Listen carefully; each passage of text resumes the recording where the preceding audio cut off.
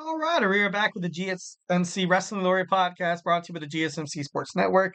I'm your host, Eric Rodriguez, here every Monday through Friday, 8 p.m. Pacific Time, 11 p.m. Eastern Time. We're here to talk about the greatest thing in the world, professional wrestling, all the action inside and outside the ring, backstage current calls, rumors, and updates. We talk about superstar news, inactive statuses, injury updates. We talk about contract negotiations, extensions, and signings. We talk about wrestling promotions from AEW to WWE to Ring of Honor to TNA to the New Japan Professional Wrestling to Stardom to the GCW. Basically, for makes major news in the world of professional wrestling, we talk about it here on this show Monday through Friday. So do not miss any snippet of the action. Make sure you guys subscribe to the GSMC Sports Network. All right, so gonna reflect on what we talked about right quick. We had our we talked about Friday Night SmackDown. We talked about Monday Night Raw. We talked about WWE Crown Jewel. Now we're going to talk about Montez Ford frustrated with WWE's creative and where his character is currently at. And by all means, I can't help but to agree. I love Montez Ford. I've been advocating about it on this podcast ever since I started that this guy is going to be a future WWE champion. This guy needs to be pushed as a single star because and that's not a dig on D'Angelo Dawkins because D'Angelo Dawkins is great, but clearly WWE does not want to put the tag team titles on these two men, and it's criminal. It sucks. It's terrible. So it's like to the point where it's like, all right, so then what other options do we have? They were like, oh, we don't want Montez Ford to be a single star and outshine, like so then what are you going to do with him? He's going to end up as another amazing wrestling talent moving on from WWE. And of course, I feel like, as an AEW fan, he would be great. As a Ring of Honor fan, I feel like he'd be phenomenal. And as a TNA fan or a CMLL fan, he would be like he would be like astonishing. He'd be like the new flavor. He would be an absolute main event caliber status. Him in a match with Nick Nemeth for the TNA World Championship would be, oh my God, that would be a dream match. That would be so amazingly great. That would be phenomenal. But you see Montez Ford for voicing his frustrations. He's been very vocal about growing frustrated with WWE. He feels that him and his partner D'Angelo Dawkins are rarely getting any spots on SmackDown and hardly being recognized. And then it's true. Like something that I talked about when we were talking about Bobby Lashley leaving AEW, being upset with WWE, saying that they dropped the ball in terms of his creative character. The only way that he was you spotlighted was because during the COVID-19 pandemic during the year of 2000, late 2019, early 2021, there was a lot of wrestlers who, ultimately felt like that, this is too risky to go out there. I don't want to put my health on the line. And then you have wrestlers like, Bobby Lashley, Cedric Alexander, Shelton Benjamin, to kind of go out there and be like, look, like, we'll do it. We get a shot at perpetuating our career. No, that's not the right word. No, kind of, kind of enhancing. There we go. Enhancing your career. We're going to take it any way it comes. We're going to take it absolutely anywhere it comes. We're not going to complain about it. We're going to take it as it is and, make, kind of relish in this moment, kind of seize the moment. And, it was good. Bobby Lashley was a WWE champion. Cedric Alexander, Shawn Benjamin were WWE tag team champions, and life was good. Life was great. And then you started seeing other wrestlers come back, and then creative WWE creative was like, you know what? All right, you thank you so much for doing this and that and the other one, and nobody wanted us, and then they just kind of turned their back on them. They're like, hey, guess what? Too bad, so sad. We're done with you. Kick them to the curb. Kick them to the curb after everything they've ever done for our promotion during a time where people didn't want to work, people didn't want the chance getting sick, didn't want to, during the Thunderdome era, like perform in front of no fans, like it kind of sucks. And Bobby Lashley, and that's something that Montez Ford vocally expressed as well. That about Bobby Lashley and his thoughts on WWE. And then of course once when Cedric Alexander and Shelton Benjamin were released, and he teamed up with the Street Profits. Well, they were known as the Profits, and then you kind of saw them coming out with sunglasses, acting like their stuff doesn't stink, and later on down the line. At first it seemed like they were kind of heading toward like heels. I remember seeing it and I was like, no way, this isn't happening. They're not turning the Street Profits into heels. This is stupid. This is BS. This is terrible. Bad bookings. And then later on, WWE realized that, and they were like, "Okay, we can't turn these guys heel. People love them so much." So then they turned into the Street Profits again with BFAB or whatever.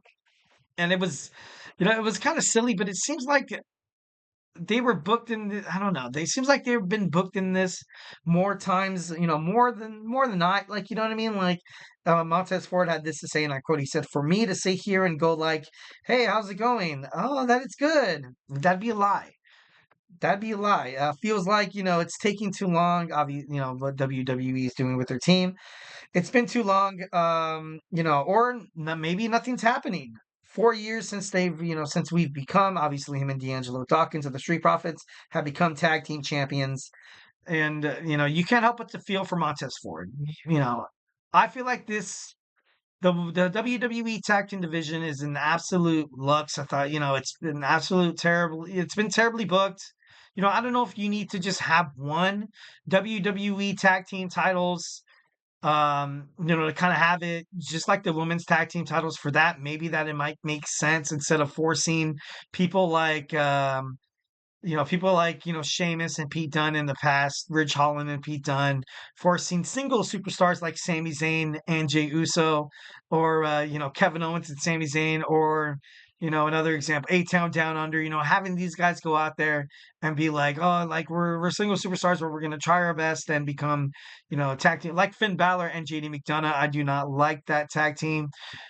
Tag team wrestling should be, guess what? For tag team wrestlers. Like that's their thing. This is something that they ultimately have in their bag of tricks. Something that they were kind of, signed on to do, something that they were designed to do. But I don't know, it just kind of sucks. I definitely feel for them 1,010%.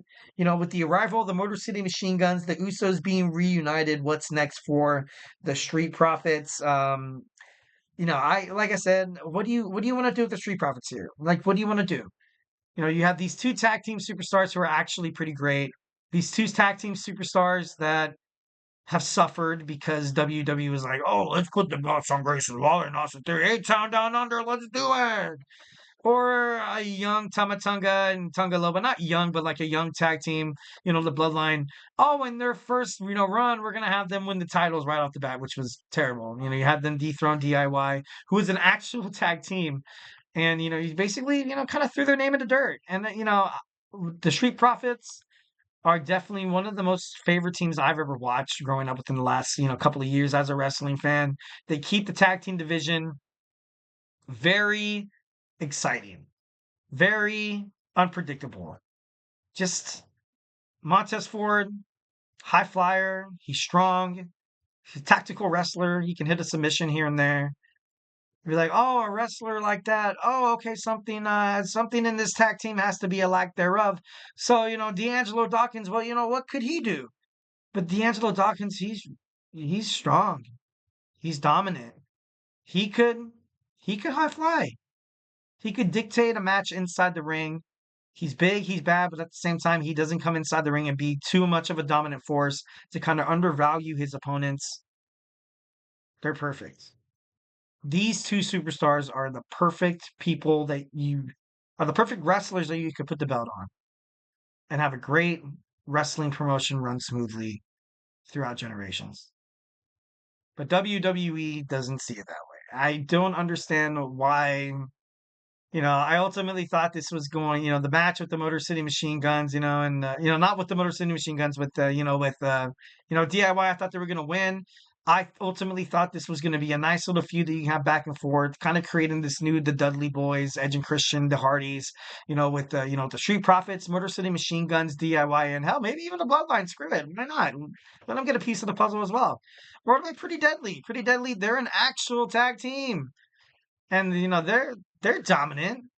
They can throw strikes. They can talk trash. They come off a little feminine, but obviously that's not what wrestling. That's what Then wrestling doesn't discriminate based on your storylines or trying to be like a like I don't know, like a more sensitive kind of wrestler or anything like that. So I feel like the tag team division has been for quite some time kind of, in this balance of bad and really bad. Like, just no, but it is bad. It's super bad. And it sucks that Montez Ford has been a victim of it because I would absolutely love him to make a singles push, but it's been reported by Dave Meltzer that the reason why they will not promote Montez Ford is because what are we going to do with Angelo Dawkins? And then, by all means, that's true. Sometimes, the shocking factor of tag team partners turning on each other, you don't know what the hell you're gonna do with the other guy. Like you think about this in terms of like with the with Marty Jannetty, he's not with the Rockers, you had Shawn Michaels and stuff like that. Kind of stuff like that. When you saw Jimmy and Jay break up, the moment that happened, I was like, what's gonna happen with Jimmy? Like, what the hell? Like, you kind of condemned him to death there. But overall, like it's a very touchy subject, and I just hope that WWE doesn't fumble, Montez Ford because he's a true traditional talent, and then just once again speaking on behalf of some former WWE superstars that were absolutely frustrated with their character and who left WWE because of it. Bobby Lashley definitely in that, in the conversation.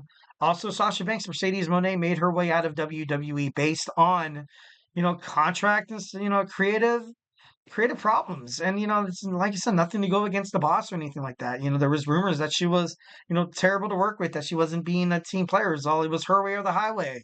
Now she has creative control inside AEW. I honestly don't agree with that. I feel like when superstars do have, a creative control, they more or less kind of do a little bit more harm than well, I guess you can say. But Sasha Banks is also another WWE talent that left CM Punk the first time around, was clearly frustrated with the way he was booked. He should have been WrestleMania main eventer a long time ago, but at that time Vince McMahon was forcing Roman Reigns down everybody's throat. Even CM Punk said in an interview that it was wrong for him to do that to Roman. And what could he really do about it? What could Roman really do about these fans giving him negative feedback because this is something that he did not want to even, he wasn't even intentionally doing. Then CM Punk, in that spot with Triple H and Vince and The Rock and John Cena, you basically are stuck in this vicious cycle that is the corporate, and then you have the top two favorite employees who got exactly what they wanted. Kind of like kind of, I don't want to say the kiss asses, or kind of like the teacher's pet, and then CM Punk, the actual worker, the guy who actually brought fans inside the building. Because even when CM Punk was gone for all those years, you would hear a CM Punk chant from time to time on, in terms of wrestling. And that was something that was absolutely taboo. They did not want to acknowledge it. They hated it. They hated that CM Punk was still getting all this attention. That just means that he left such a mark in terms of the wrestling world that, he wasn't forgotten about. And voicing his frustrations about WWE creative was great. Recently being released, we're going to talk about it in our next segment. Baron Corbin thought WWE, a fan mentioned on Twitter, basically saying that they dropped the bag in terms of Baron Corbin. Baron Corbin was like, you know what, I agree. And I feel like within Baron Corbin, I feel like that also agrees as well. Cody Rhodes with his first night with WWE, his character was dropped after everything's going to work out with Ted DiBiase and with Legacy. Austin Aries, a huge guy in TNA. Also, once when he made it to 205 Live, he became the Cruiserweight champion. And, he left because of creative issues. And obviously, that's something to do. John Moxley, well, Dean Ambrose during his, stint with WWE, the reason why he left, he was, this moral compass burning Seth Rollins merchandise out in the parking lot in a trash barrel. It just wasn't good. It just wasn't good. John Mox was like, all right, all right, all right. I'm done. I want to be known for my wrestling inside the ring. I don't want to be known for doing, trash promos. MVP once again has been very, very, very, very, very vocal about, how him and Lashley and a couple other, obviously, speculations, a couple other African American wrestlers didn't really get the treatment that they deserved inside the WWE wrestling circuit. And MVP was, he was not afraid to kind of stand up to what he thought was right. Obviously, you've had African American wrestlers in WWE kind of back Triple H, Paul Levesque on like, you know what, like clearly MVP, he's upset. He didn't feel like he got, and the Hurt Business was kind of done dirty. I got to be honest, it was. So just people come, upset about their creative control. Sometimes, WWE, they grab a storyline, they run away with it. They're like, hey, I don't care what your mom, your brother, your sister, your family, anybody has to say about it. It's going to be done the way we want it to be done. And either you're for it or you're against it. And if you're against it, guess what? We're sending your ass packing. You know what I mean? So, definitely, Montez Ford has not been the only person recently, or historically upset with WWE creative control and stuff like that. All right, guys, our fifth and final segment, we're going to talk about some WWE wrestlers recently released, more or less kind of focusing on, the whole Baron Corbin aspect. So grab your favorite snack, grab your favorite ice cold beverage, and join me here. So, hey, do not go anywhere.